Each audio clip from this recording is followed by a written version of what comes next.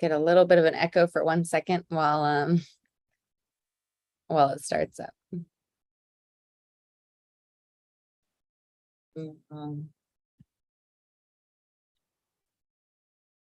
All right.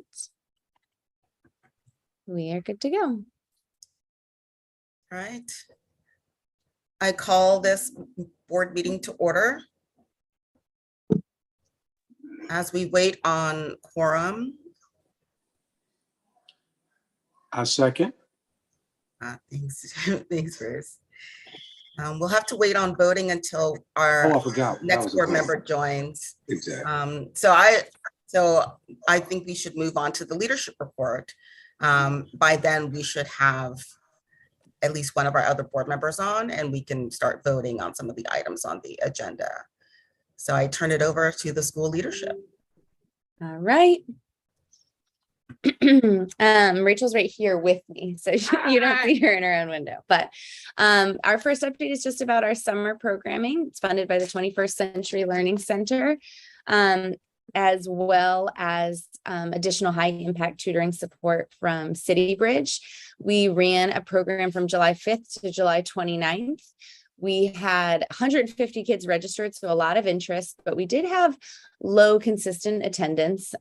So, when we kind of reached out to parents, it sounds like they were going on vacation, doing their own thing. They were coming when they were able to. And I would say we did get a solid 75 students of high impact tutoring every single day. So that's about 600 hours over the course of either one-on-one or 1 to 3 groups of students, with our teachers doing really targeted intervention with them.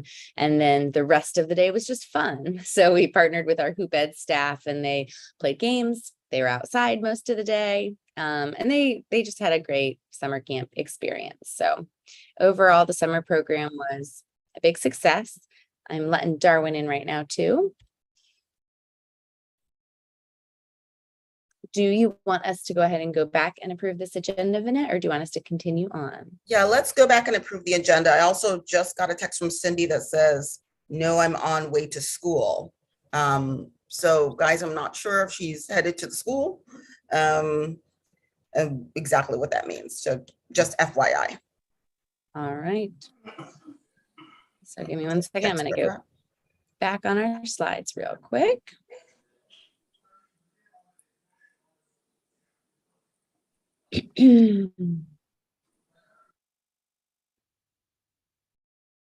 All right. Okay. Do we have a motion to approve the board minutes? I'm sorry, no, go back. I'm sorry. You can go back to one further. Do you have a motion to approve today's agenda? Motion. Who To approve seconds? today's agenda. Do we have a second? I second. All in favor? Aye. Aye. Wonderful. The agenda's been approved. Do we have a motion to approve the meeting minutes from the last meeting? I move that we approve the meeting minutes from the last meeting. I second that motion. Excellent. All in favor? Aye. Aye. Excellent. Okay, we can move back into the leadership report. Thank you, everyone. All right. Oh, Rachel, you want to talk about it? Good morning.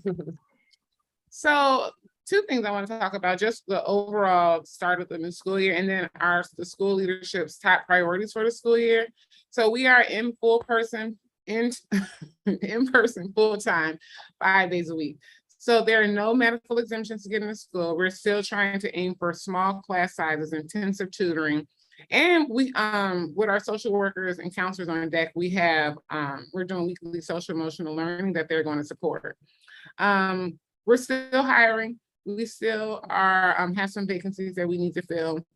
So we're trying to be creative with how we move kids around, how we move teachers around, who's stepping in for homeroom teachers and those vacancies. So we are still in the process of doing that. And teachers are also aware that they may be stepping in until we, I'll take this next one. Until we hire and are completely at 100% capacity for staff. And our continuous education plan, which is required from OSSI now, in addition to a health and safety plan, was approved on August 10th. So we are smooth rolling into the year for compliance. It's where we outline how we're addressing ongoing learning loss, accelerating learning, and accounting for health and safety with updated health guidance, kind of still ever changing.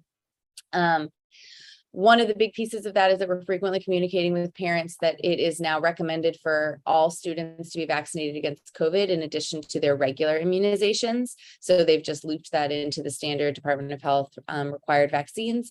We have it required for students 12 plus because it's been fully FDA approved. So we are kind of waiting for further guidance to see how this shakes out. Compliance levels at our school are in line or even a little bit higher with citywide rates, but we do still see pretty low participation in child vaccines at this time. The current no shots, no school rule accounts for 20 days of school to get fully vaccinated before children are asked to be held out of school for full compliance. So for the academic update, school starts on Monday. We are super excited. We're once again full-time in person. One thing that we're really excited about is our new pre-K program. So we, our old kindergarten teacher, Ms. McCaskill, she's now the assistant principal of early childhood. And so we literally have all new teachers, all new staff, all new everything, new paint on the walls. It is literally a brand new program that we are so excited about this school year because we get to run the pre-K program. We also get to run how vertical alignment works from pre-K 4 to kindergarten. So we know that our pre-K 4 kids are ready for kindergarten when they leave Perry Street's early childhood program. And then once they get to kindergarten, we expect them to be on different levels, different reading levels when they get to us. So we can start then like meeting students' needs and meeting their needs exactly where they are with the hopes that they're further along than they have been in the past.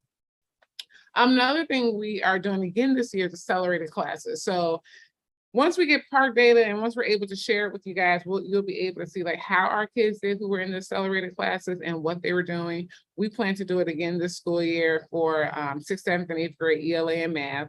We are in the process of figuring out who goes where in those classes as well, based off of math data, park data, the teachers we have, and all that good stuff. So that is happening this school year as well. Another thing we're doing that we kind of did not do as much last school year is collaborative walkthroughs.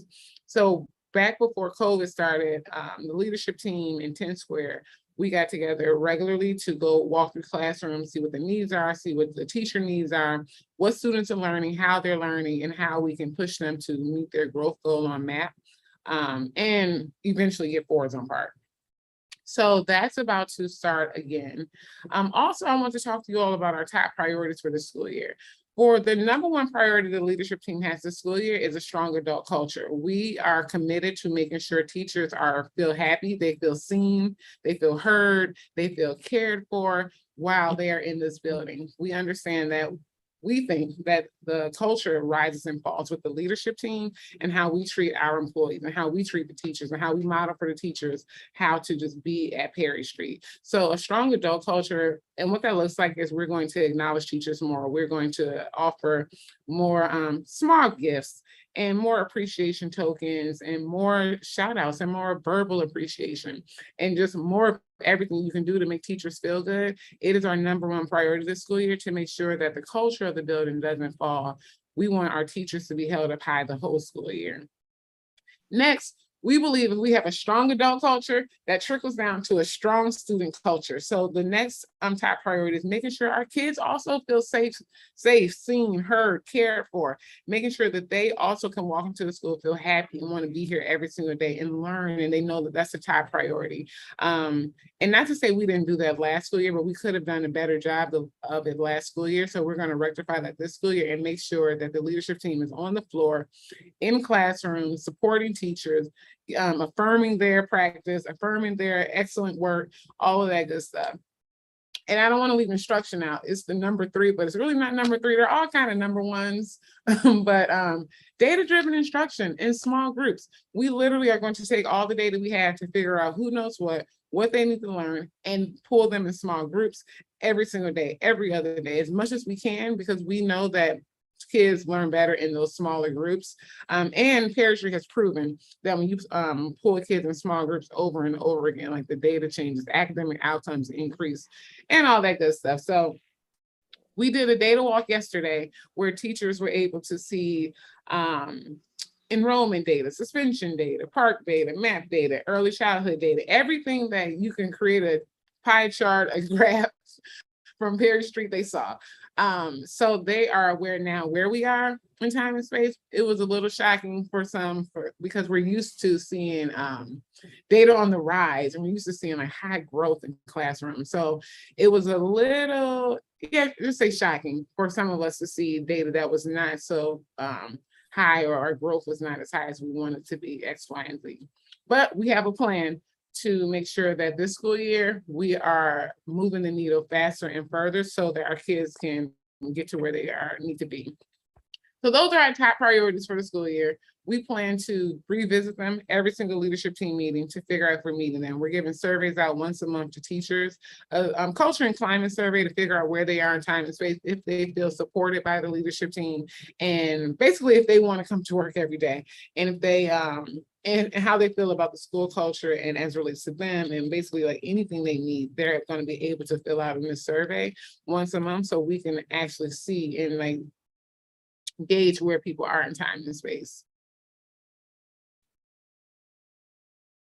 Do people have academic questions before I move on? How many kids are you expecting in the pre-K program?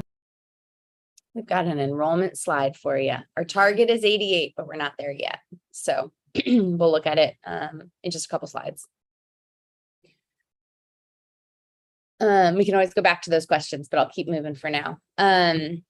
We are, ever focused. It's hard not to feel like things are kind of all the way back to normal and then not at all. But right now, I'll tell you what, PD with our teachers feels back to normal. Absolutely. It's really nice.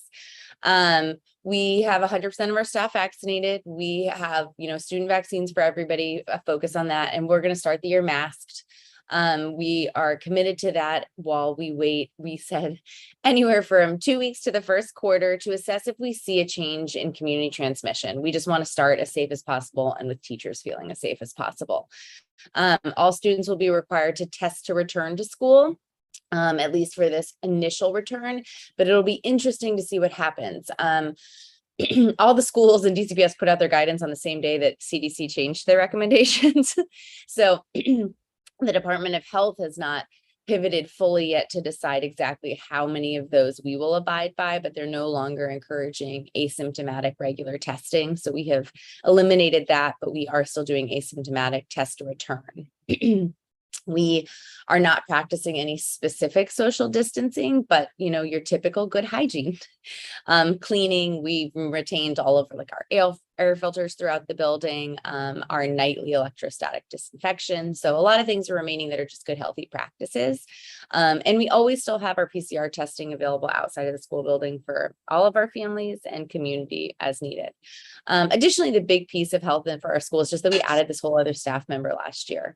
It was funded fully last year, and this year it's a little questionable whether or not we have just assumed it into our budget right now, but we have a COVID coordinator, and maybe we'll change him to a health coordinator. But they've spent their summer, Mr. Basie, reaching out to all of our parents about immunizations, and is just our go-to person for parents to kind of talk to through questions and concerns. And it's been incredibly nice for our operational team to have a go-to person for that instead of assuming that on top of regular duties. Hey, Kelly, can I ask you a quick question? On the students 12 plus, so all the kids 12 and older by the 26th are required to have a COVID-19 vaccine? That is the current rule from OSSI that we have, yes.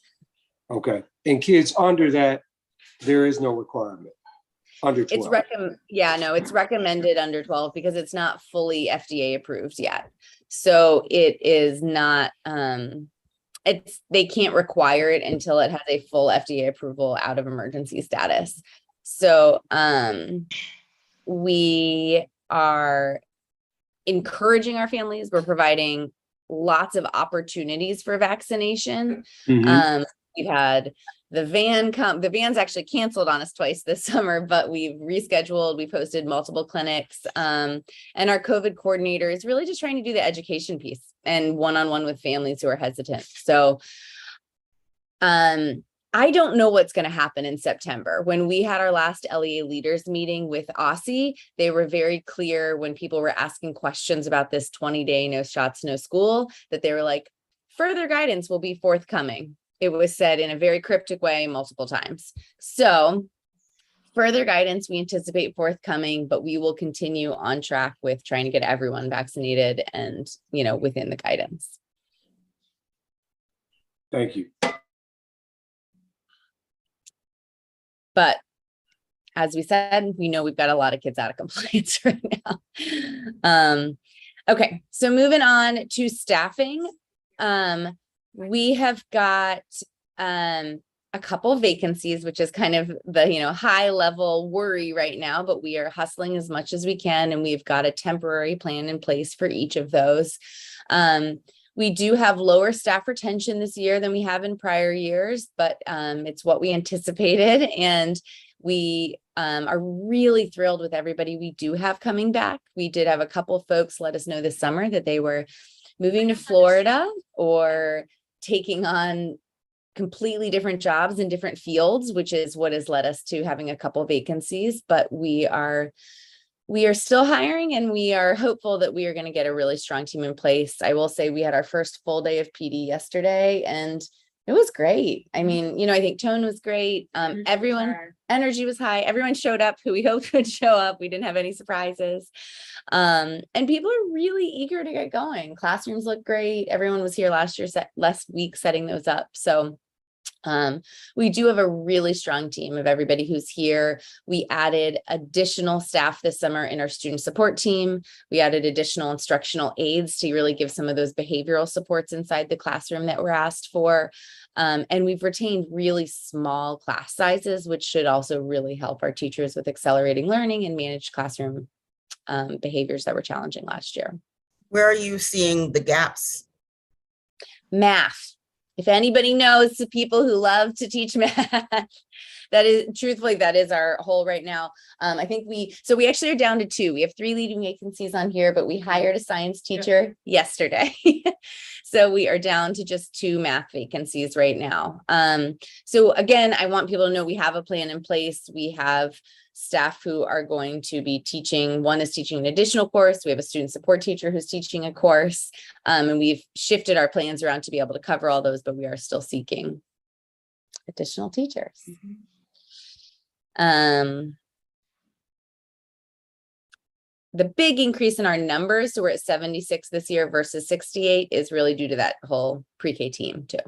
And that team seems great, and it's just really been enjoying each other and doing a lot of great work getting that program started. So as we shift into operations and finance, the first thing we'll talk about, Marnique, is enrollment. I want to first say we're worried but hopeful, because what we hear is every school across the city in the same boat as us. So we know this isn't a Perry Street prep issue right now, but we are across the city seeing both lower enrollment, but also just high mobility and lower finalization of enrollment status. So we have got 70% of our target fully met with 100% enrolled, all their paperwork done, signed, sealed, delivered. That is lower than where we usually are. We're usually somewhere in the 80s at this week before school, but we always have this chunk of students who are not fully finished. They're just larger this year. So if you look down here, the yellow column says potential returners, incomplete enrollment or withdrawal. So they have not told us they're leaving, but they have not finished their registration. That's 166 families. So most importantly, what I want people to know is that as long as 85% of that 166 finishes enrollment, we meet our target, right? So we don't even need 100% of our kids in limbo to come, but we do need 85% of them to come. And what we're also really still doing is recruiting at pre-K3. Pre-K3, we have 33 fully enrolled students, but our target is 44. I will say we're actually ahead of where we've been in the past with pre-K3 at this time. So pre-K3 is one that we're typically always still enrolling through October 5th. We've got parents who are still figuring out that school is open and free and available to their kids. They're making that hard decision to switch from paid daycare to free pre-K 3. But we do anticipate, with a lot of current recruitment that we're doing in radios, advertisements, listservs. We had a mailer just for pre-K that went out to 5,000 households this week, that we're going to get particularly that pre-K 3 number up. So you'll see, variance that's pretty stable at most grades. We have our most new students coming in at pre-K 3, obviously, and then at 6th grade, which is our next very normal entry grade. So that's, the good news is that we've got people coming in at really typical entry points.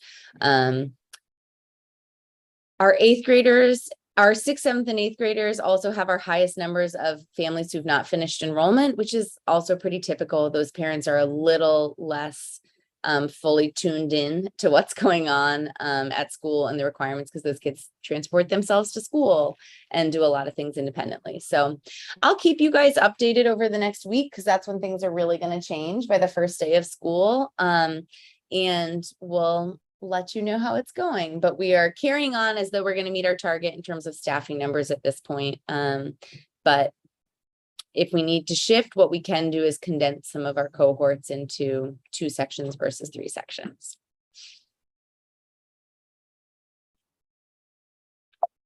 Anybody have specific questions about that? Okay. Compliance and procurement are very straightforward. We don't have any other new contracts that we're looking to approve. We did lots of those at our last board meeting for summer work. We just have some typical renewals of companies that we've worked with previously. So Busy Bee, who's provided our janitorial maintenance and HVAC. While we have not gone out to bid for this project, we do work with the Community Purchasing Alliance, and Busy Bee's pricing for us continues to be in line or lower than any of the bids that they're getting for new vendors. So we feel really comfortable that we're getting good pricing, and we've been very happy with their services. And then End-to-End Services is one of our special education related service providers that we've used for several years for evaluations, physical therapy, etc. So those are not a voting, but just an FYI that we're renewing contracts over $25,000. So on to some of the things you guys approved at our last board meeting. We just wanted to give you an update.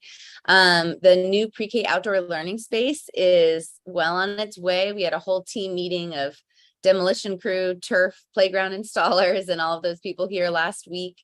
It is along the whole side and back of our pre-K hallway that is completely underutilized right now. So we have got demo happening right now of all existing sidewalks. We'll have turf going in next week, and then the following week we have the playground build. So obviously our hope initially was that it would all be done before school started, but what is so wonderful about our new assistant principal is that she's actually thrilled with that the kids are going to get to see it be built. So they've changed their curriculum around, and their first unit is going to be building and construction, and they're going to get to watch it out their windows. So every classroom has a first-hand view of what that looks like. So the kids will get to see kind of their entire learning and play space getting built. The demo will all happen before school, which is the loud part too. So it will not be super disruptive. The team has assured us.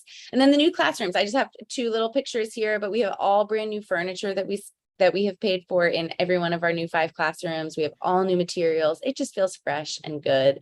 We really think also once we get some parents in here touring the space, we will hopefully be able to boost some enrollment when they see how nice it is. Our bathroom projects are also well underway. We agreed at our last meeting to do a very large investment in getting through all the rest of the bathrooms that we use in our school. So we have a 16 bathroom renovation project that is 40% done. We have the 6 largest bathrooms complete as of this week. So the last thing they're doing right now is installing the stall doors, which you can tell we need here, the partitions on the right. All the fixtures are in, but we are putting partitions in this week, and they'll be ready to go next week.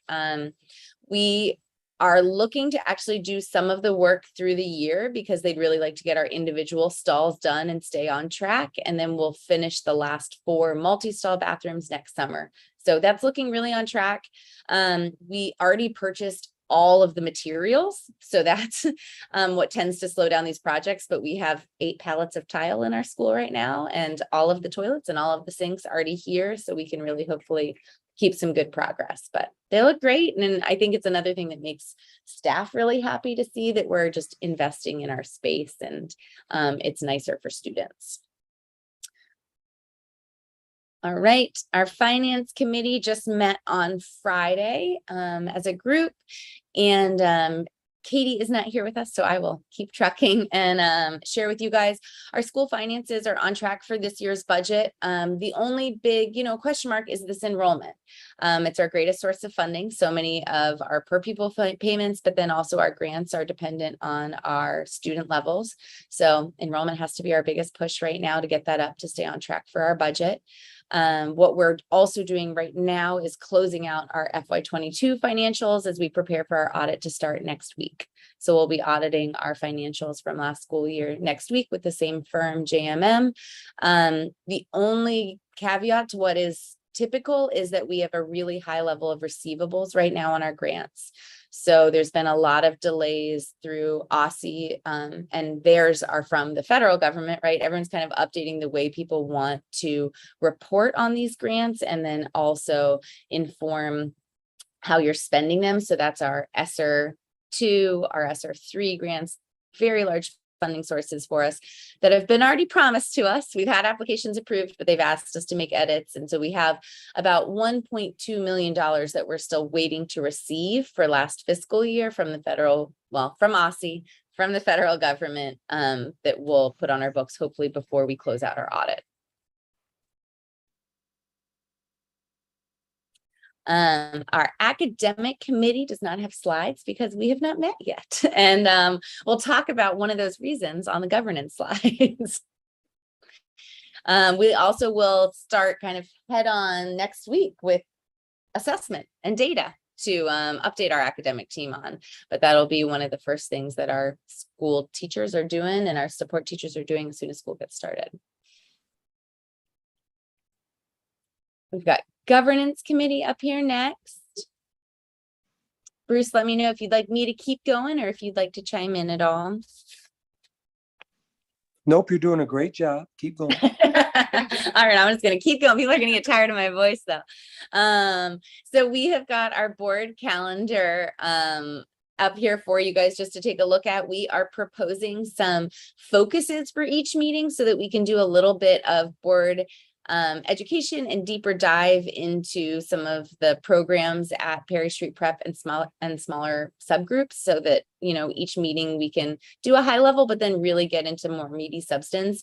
That was some of the information we heard from our board survey, is that board members want a little bit more. It's hard in these meetings to really get deeply into information, but so we want to focus kind of each board meeting in one area. These have already all been sent to you on the calendar as well. So if you didn't see those invites, let me know. They'll either have a link or a information on if it's in person. We have 2 that are in person and 3 that are virtual, just so we can do a little bit of a mix for folks and get you guys back touring classrooms. Here is our current board roster. As we are all aware and talked about last time, we have an even number of seats right now. So we are going to be in the process of recruiting 1 to 2 new board members, particularly if we're switching out our parent board member, then we'll need an additional board member as well. That will be some of the governance committee. I was going to say recruitment team, but the governance committee will become a recruitment team. So what we need to do probably is a matrix on skills. We'll send out a survey to everybody about what they're bringing to our board and what we need on our board. We have there's a lot of good resources out there, and it's something 10 Square is going to help us with to get a better idea of where we can fill some niches and get some more expertise on our board. We do have a vacancy that I believe we'd like to have an election for today. When Vanette became our board chair, we vacated the vice chair position. Yes, and I would like to nominate Martinique Free for the vice chair. position. Martinique, if you are still in agreement, I would love for us to vote today on your nomination. So I would like to move to nominate Martinique Free to the role of vice chair of the board. Is there a second? I second. All in favor? Aye. Aye. Aye. All right, Martinique, you are now our vice chair. Thank you so much for being willing to step into that role. Thank you. What we have on here also is a vacancy for the academic chair position. So please reach out to Vanette if you are interested in this and want to talk a little bit more about what this would look like. But we'd like to have one of our board members chairing that group that meets typically at least as often as our board meetings, and sometimes in between those, but it'll be about 6 times a year, most likely, where we'll present data and take a closer look at what academic progress is looking like and changes that we're making. All right, this meeting focus, as you guys may have seen, is going to be on the Open Meetings Act. We, in accordance with the DC Open Meetings Act, will be closing this session from live broadcast in order to train and develop our group. So give me 1 second. Alexandra's going to take over, but I'm going to stop our share. And Kelly, if you can continue the share and just click through, but we're going to need a vote to enter closed session from the board. And then Kelly, we are going to actually need to record the closed session as well. Okay, so I'm just going to stop the live stream, but we'll keep the recording on that's going right now. Do you have a motion to move into closed session? I move that we move into a closed session. Second. Second. All in favor? Aye.